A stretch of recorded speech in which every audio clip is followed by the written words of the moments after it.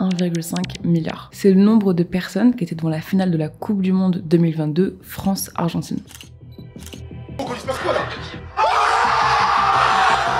C'est 22 fois la population entière de la France, 19% de la population mondiale, c'est quasiment 2 personnes sur 10 qui étaient devant ce match. C'est énorme. L'action est somptueuse dans les combinaisons, dans les passes en retrait, les déviations malgré l'intervention de Dante. Le foot, c'est le sport le plus regardé en France et dans le monde, et gagner une Coupe du Monde ou l'Euro à une autre échelle, c'est faire briller son pays à l'international. Et j'aurais tellement aimé qu'on gagne l'Euro. Mais pour gagner la Coupe, il faut avoir gagné beaucoup de matchs. Et on n'a pas su gagner assez de matchs. C'est dans la lucarne. C'est terminé. L'Espagne est en finale. Alors aujourd'hui, on va utiliser l'informatique pour aider la France à gagner ses matchs. Allô la Terre, ici Amy Plante. Bienvenue dans cette nouvelle vidéo, on va aller voir ce qui se passe derrière notre télévision, nous intéresser au fonctionnement des clubs de foot et à comment est-ce qu'ils utilisent déjà l'informatique. Mais surtout, comment ils pourraient l'utiliser dans le futur. Avec des chercheurs de chez Google DeepMind qui travaillent sur un modèle parmi les plus avancés d'assistants par IA pour le foot, on va tenter de comprendre comment il est possible de modéliser un jeu aussi complexe et comment l'IA pourrait générer des nouvelles stratégies pertinentes pour pouvoir, à la fin, coder notre propre IA capable d'aider la France à gagner. Ok, pour aider la France à gagner des matchs, il faudrait déjà comprendre comment on gagne un match.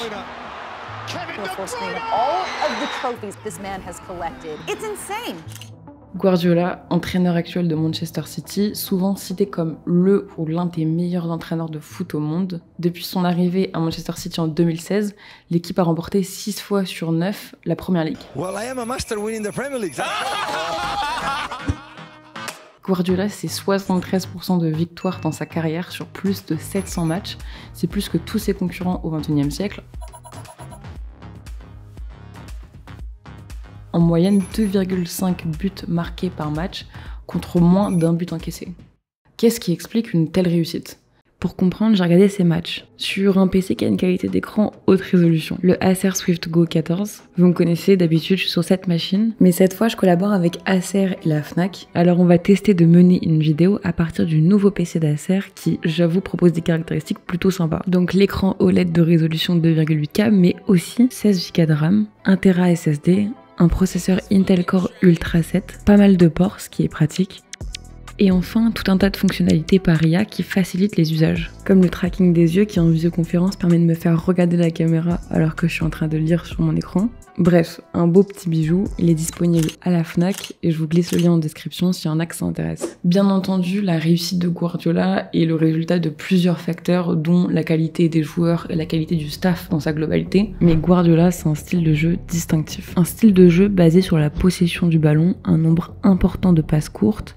You have to give passes and passes, an extra pass and extra pass. The extra pass help you always to be together. Un pressing haut pour récupérer la balle le plus rapidement possible après l'avoir perdue. Et du mouvement constant. Par exemple ici, on voit que le mouvement constant permet de brouiller les adversaires. Le joueur là, Bernardo Silva, emmène les 2 défenseurs avec lui, ce qui libère l'espace pour Kevin De Bruyne pour marquer. En bref, Guardiola c'est de l'innovation technique avec des stratégies constamment modifiées. Maintenant, si on prend un autre top entraîneur, Ancelotti au Real Madrid depuis 2013, on note là une très bonne gestion des moments de stress et une vraie capacité à manager les joueurs pour maximiser leur potentiel.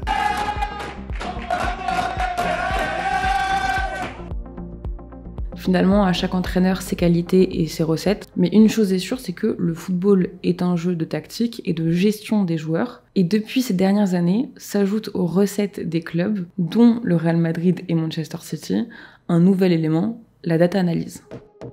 Utilisé pour le scouting de talent, la prévention des blessures, estimer quand il est opportun de faire des changements de joueurs, il y a des capteurs, des vidéos, des apps. Aujourd'hui, on est capable de tracer les mouvements de manière incroyablement détaillée. En fait, ça n'a jamais été aussi simple d'avoir des informations qu'aujourd'hui. Et l'un des gros acteurs du marché de la data dans le sport, c'est eux. On a Los Angeles, Californie, et des ingénieurs travaillent sur cet outil. Sequence Spectrum. The analytics company gathers and codes a vast range of increasingly granular data for all 30 NBA teams. Outil utilisé par la totalité des 30 équipes de NBA, par des équipes de la Premier League et par des équipes de la NFL. The computer vision team is a core team at Second Spectrum. What we're doing, we're taking the video out of the cameras and basically converting them into XYZ positions of the players, the ball, the referees and everything that is moving in the game. Les caméras dont il parle, c'est Second Spectrum qui les installe dans les stades. Et elles suivent et enregistrent les données spatiales 3D pour chaque mouvement de joueur à 25 images par seconde. Sur ces images, ils vont ensuite appliquer les algorithmes de computer vision pour convertir chacune des 25 images par seconde en données spatiales. Et en fait, à partir de ces données spatiales, des joueurs, du ballon, du terrain, on peut en déduire tout un tas d'autres informations. La distance entre le défenseur le plus proche et le but, la vitesse de tir, l'angle de tir, etc. On se retrouve donc avec une masse d'informations, tu sais exactement ce que chaque joueur fait, ses compétences, sa position, et ça sur des milliers et des milliers de matchs. Et quand tu as une masse importante de données, finalement, tu as la possibilité de l'utiliser pour entraîner des modèles d'IA et créer de la connaissance. Par exemple, une IA à qui on donnerait des données de tirs qui ont réussi et de tirs qui n'ont pas réussi, selon la position du tireur, son angle de tir, la position des défenseurs, etc. Peut-être que cette IA, si on lui donne une nouvelle situation de jeu, elle est capable de nous prédire la probabilité de réussite du tir. Peut-être que notre IA pourrait nous aider à distinguer quelles sont les tactiques de jeu les plus employées par notre prochain concurrent sur ces 50 derniers matchs. Il y a des données, la possibilité d'entraîner des modèles. Mais alors comment ça se passe en interne des clubs de foot aujourd'hui? Qui analyse le jeu des joueurs, le jeu des concurrents? Aujourd'hui, tout ce travail d'analyse, c'est celui des entraîneurs et des vidéo-analystes. Et à la tête de la vidéo-analyse à l'équipe de France, cet homme, Thierry Marsalek. Il s'appelle Thierry Marsalek. Oui, 55 ans, Thierry Marsalek a dépassé les 300 matchs. Depuis l'époque Aimé Jacquet, il monte et analyse les vidéos de tous les adversaires des Bleus. Son travail, c'est d'analyser les joueurs individuellement, l'équipe dans son entièreté et les concurrents avant les matchs, selon les besoins de Didier Deschamps. C'est un poste très important pour donner le maximum d'infos le plus précises sur l'adversaire. Pour chacun des matchs que dispute la France à l'Euro, il va avec son équipe regarder et analyser les matchs précédents de l'équipe adverse afin d'en créer un montage final. Un montage que Didier Deschamps va ensuite diffuser à l'équipe avant le match pour montrer les spécificités des concurrents. Nous, notre boulot, c'est de faire à partir de centaines d'informations une synthèse. Ce sont des détails qu'on essaye d'observer. Ce qu'ils ont fait, ce qu'ils sont capables de faire, précis, haut, bas. Et ce staff d'analyse vidéo, il est très présent dans les grands clubs européens et il s'accompagne souvent d'un autre poste, celui de data analyst, spécialisé sur la partie données. Et ces deux postes, ils se confrontent à différentes problématiques. Il faut faire attention à l'accumulation des données, parce que accumuler des données, ça a un effet un petit peu pervers, celle de masquer les données qui sont réellement importantes. La masse de données importante, mais aussi le côté chronophage, entre 100 et 150 heures de travail pour un montage de 20 minutes. Alors difficile de savoir c'est quoi les process en interne et quels sont les outils qu'ils utilisent, mais une chose est sûre, c'est que retrouver une information dans une très grande base de données de match, comme par exemple quand les vidéo-analystes vont regarder plein de matchs pour essayer de retrouver une situation de jeu qui est semblable à une situation qui eux les intéresse, c'est quelque chose qu'une machine pourrait être capable de faire. Alors comment utiliser les données, entraîner des modèles d'IA et que ce soit vraiment utile? L'IA peut sûrement aider les entraîneurs, sauf que l'IA ne peut pas voir avec les yeux d'entraîneur. Comprendre la position des joueurs, les différentes équipes, les caractéristiques des joueurs, faudrait trouver un moyen pour lui faire comprendre tout ça, et c'est pas simple, mais ça a l'air d'être possible. Un match, concrètement, c'est des points qui se déplacent, avec à chaque point ses caractéristiques, sa position, sa vitesse, sa taille, son poids, s'il a le ballon, et chaque point a une relation avec tous les autres points, soit ils sont coéquipiers, soit ils sont concurrents, et ils sont à une certaine distance. Et on finit avec un graphe, les 22 joueurs sur le terrain sont les nœuds, et les relations entre chacun de ces 22 joueurs sont les arêtes. Et en fait, en informatique, on a des outils pour travailler avec ce type de données qui sont non structurées, les graphes. Ce champ d'étude, c'est celui des graph neural network, ça s'appelle, et ça fonctionne par deep learning. Ok, j'avoue, c'est assez complexe, mais voilà une idée en gros de comment ça pourrait marcher. Imaginons ce scénario de jeu. Le but, c'est de réussir à coder un algo qui, quand on lui donne un graphe du jeu, il soit capable d'en sortir le nœud, c'est-à-dire le joueur le plus probable de recevoir la balle. Ok, déjà un ordi peut pas comprendre un graphe sous cette forme-là, donc on peut le représenter par une matrice avec les caractéristiques de chaque nœud et une matrice avec les relations entre chaque nœud. Mais pour l'exemple, on reste sur la représentation sous forme de graphe. Ok, l'idée intéressante en fait, c'est que l'algo va appliquer des formules sur les nœuds, et ça sur plusieurs rounds. Le principe derrière ces formules, c'est qu'on va, pour chaque nœud, à chaque round, prendre des informations des nœuds voisins qu'on va transformer. Donc finalement, chaque nœud change de valeur et sa valeur dépend de la valeur de ses voisins. On fait ça sur plusieurs rounds et on finit avec un résultat final pour chaque nœud qui finalement le décrit dans un contexte plus large. Avec le résultat de ces formules, l'algorithme va tenter de classer les nœuds et en sortir le nœud, le joueur donc qui est le plus probable de recevoir la balle. Au début, les formules elles sont pas optimisées, donc la première fois il va faire ça de manière complètement aléatoire. Et le but c'est de trouver les bonnes formules, réussir finalement à distinguer qu'est-ce qui fait qu'un joueur est plus probable de recevoir la balle qu'un autre. Pour qu'il y arrive, on va lui donner de l'expérience en lui montrant plein d'exemples. Des milliers et des milliers de situations de jeu avec chacune de ses caractéristiques. À chaque fois, il va essayer de prédire qui va recevoir la balle et on va lui dire s'il s'est trompé. Il va faire des ajustements jusqu'au moment où il aura réussi à optimiser ses formules, c'est-à-dire qu'il aura appris à déterminer qu'est-ce qui fait qu'un joueur est plus probable de recevoir la balle qu'un autre.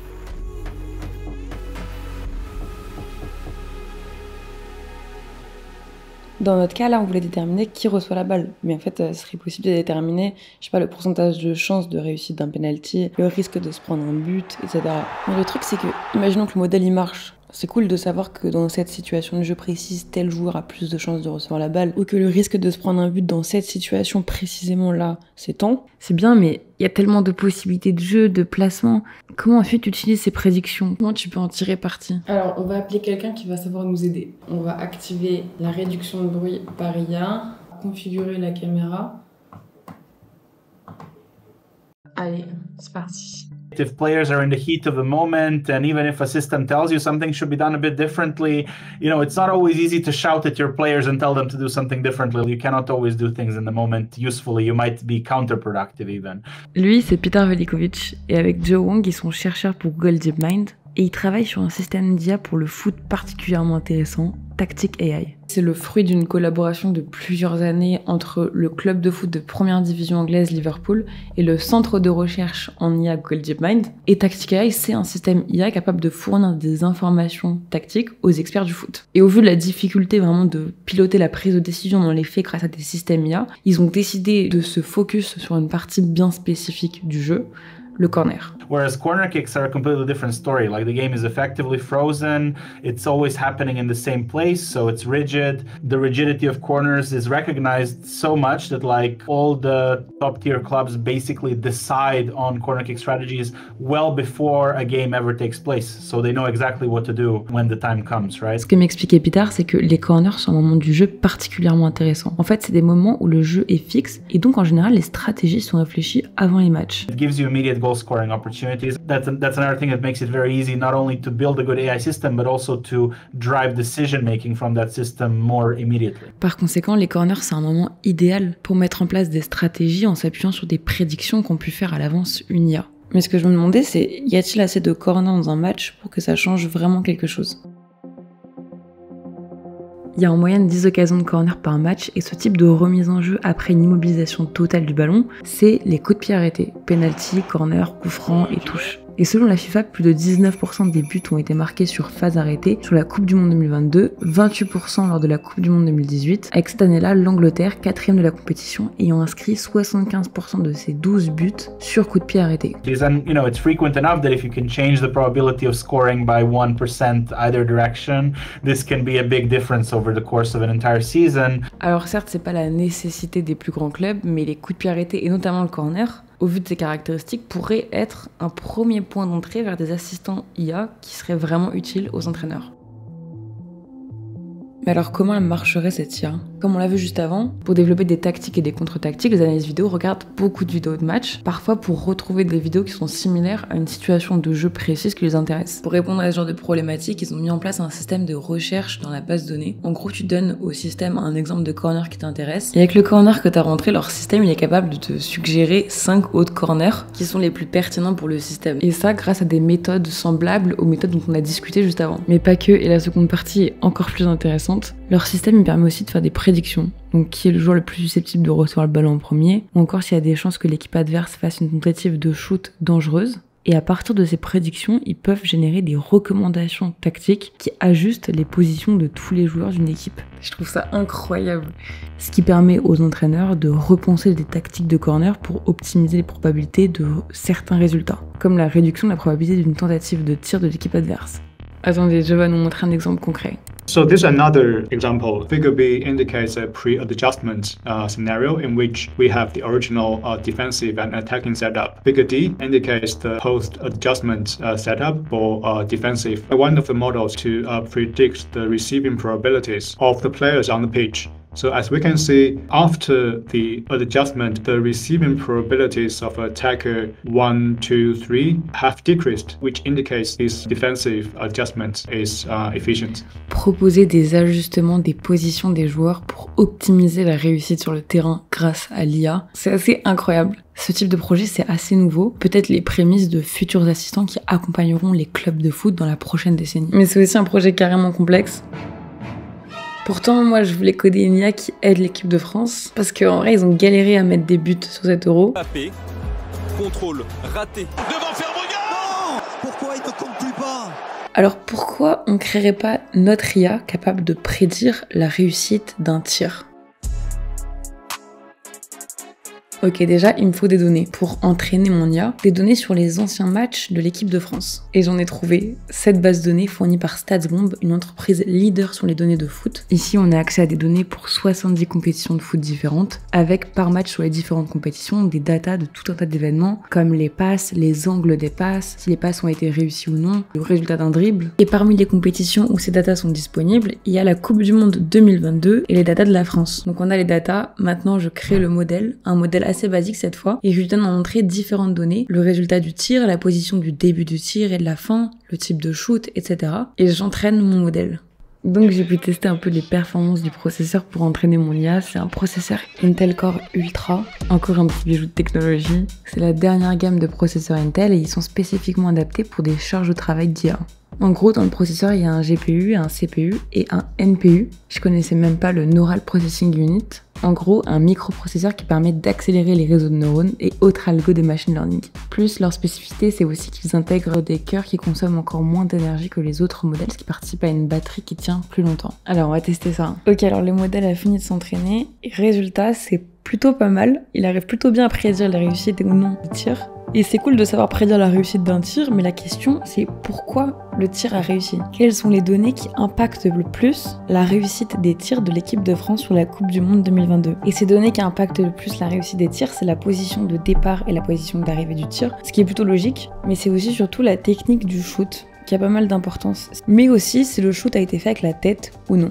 L'informatique peut faire des trucs assez incroyables, mais il faut rappeler quand même que le football c'est un sport très dynamique avec beaucoup de facteurs non observés qui influencent les résultats, comme la dynamique entre les joueurs, les facteurs psychologiques humains, ou juste la magie du talent des joueurs qui arrivent à créer de l'imprévisible. Mais une chose est sûre, c'est que l'info s'est intégrée dans l'industrie du football, et je pense qu'on est loin d'avoir vu tout ce qu'elle peut apporter. And how do you think using a system like this could affect our understanding of this sport? What could be the overall impact on players' gameplay?